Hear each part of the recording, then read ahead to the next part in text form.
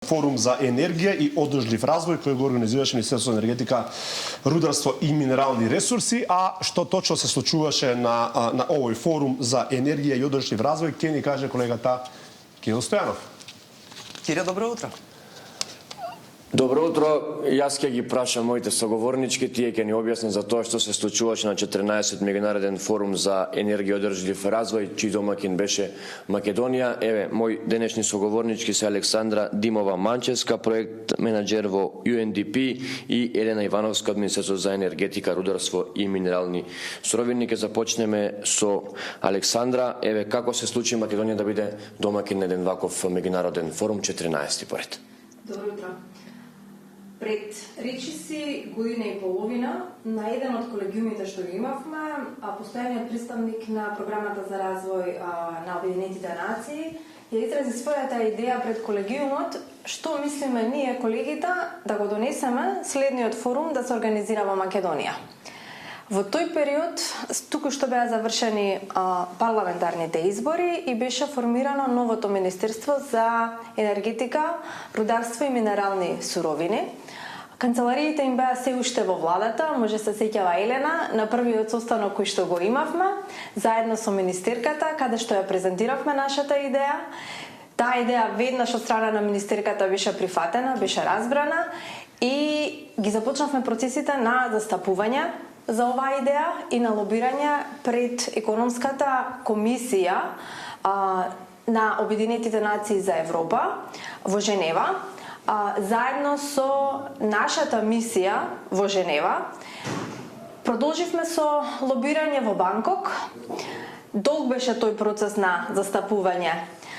Многу страни беа вклучени, меѓутоа резултатот беше тој да ние бидеме домаќин на 14-тиот меѓународен форум за енергија за одржлив развој. Така е, една голема организација за едно министерство кое што постои една година, малку повеќе од една година, веројатно сериозен предизвик, меѓутоа што значи тоа за вас како министерство, меѓутоа и за нас како Македонија да бидеме домаќин на еден ваков голем настан? Добро утро од мене.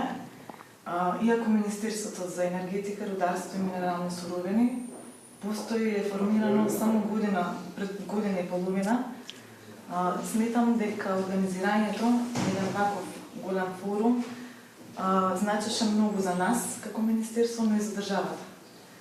Сакавме да покажеме дека нашата држава може и има капацитет и визија да учествува во усогласување на големите решенија. Ова беше голем предизвик и комплексна задача за нас, но тимот беше многу ангажиран и успеавме на начинот на кој што сите учесници го пофалија и го одобрија и сметаа дека е еден од подобрите форуми кои што организиран до сега. Нескромно е, но ќе кажам дека поставивме едни нов стандард како малите земји можат да бидат дел од големите решенија. И можам да кажам дека со овој форум покажавме дека сме рамо до рамо со светот. Колку учесници имаше, бидејќи ова е меѓународен, колку учесници опфаќаше и од кои земји беа се присутни на овој меѓународен форум овде во Македонија? Значи неверојатен беше одзивот. Имавме 700 учесници кои што беа присутни во Скопје, околу 300 кои што го следат целиот форум овие 3 дена онлайн.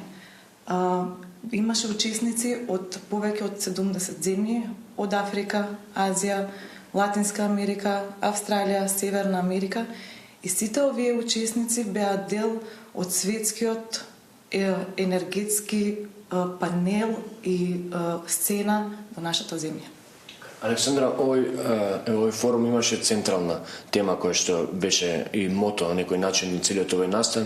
Кои се теми влегува во овој форум во организација на Македонија?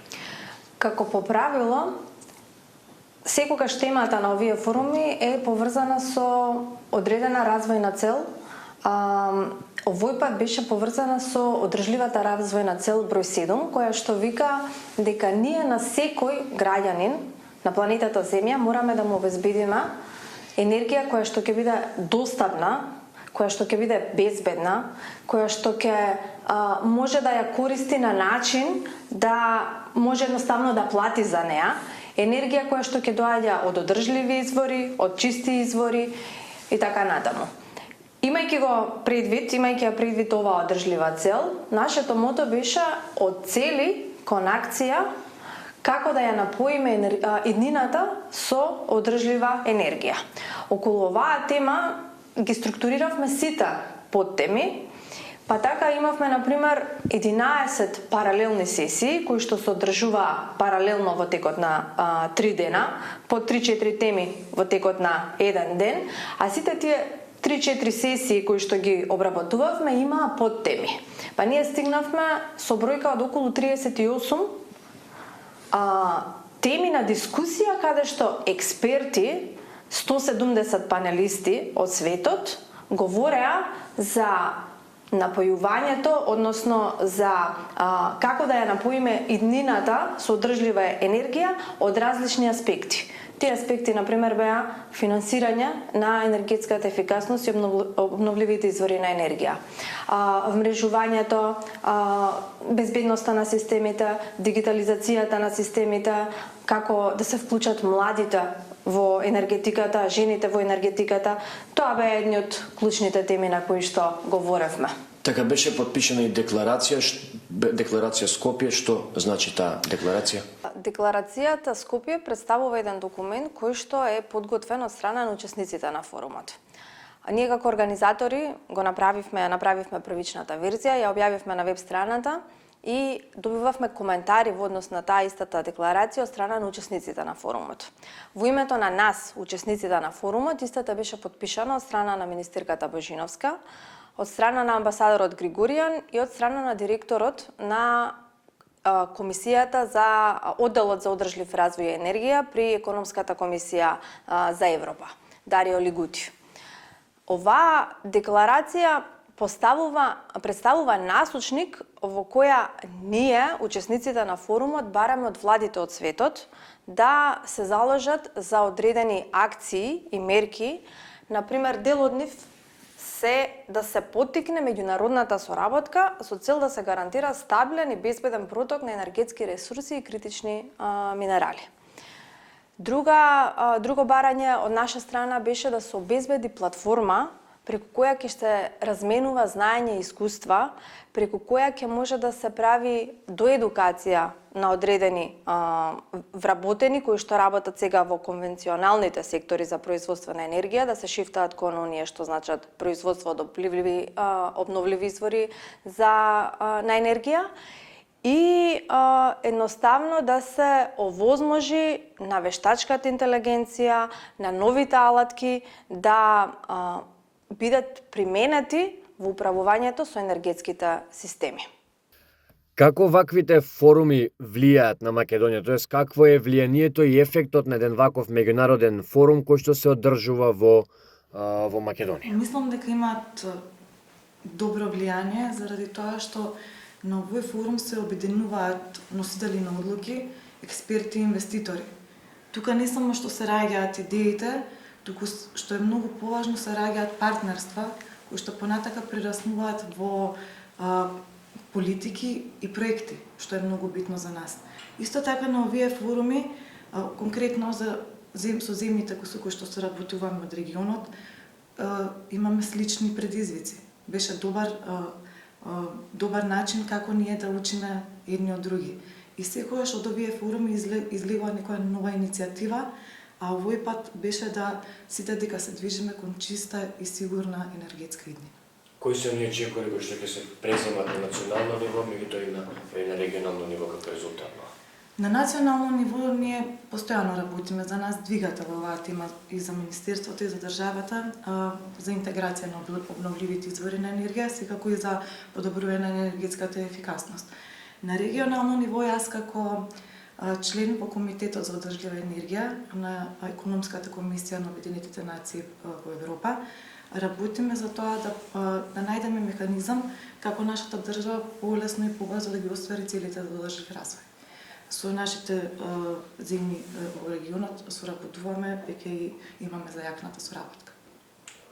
Како ние како министерство ќе ги вклучиме, како што рековме, и жените и младите, затоа што сметаме дека тие се двигатели на промените.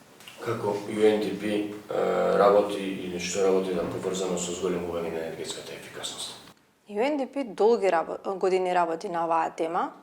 Во последниве години некако темата ја обработуваме од аспект на заштита на животна средина, особено од аспект на заштита на воздухот од загадувања. Енергетската ефикасност е во принцип првата мерка која што треба да ја имплементираме пред да ги замениме грејните тела, па движејќи се во таа насока, например, во населба Лисича пред 2021-2022 година, во соработка со граѓаните од оваа населба, на 130 домаќинства го напредивме енергетскиот потенцијал на домаќинствата и ги заменивме старите грејни тела со нови, поефикасни системи за загревање.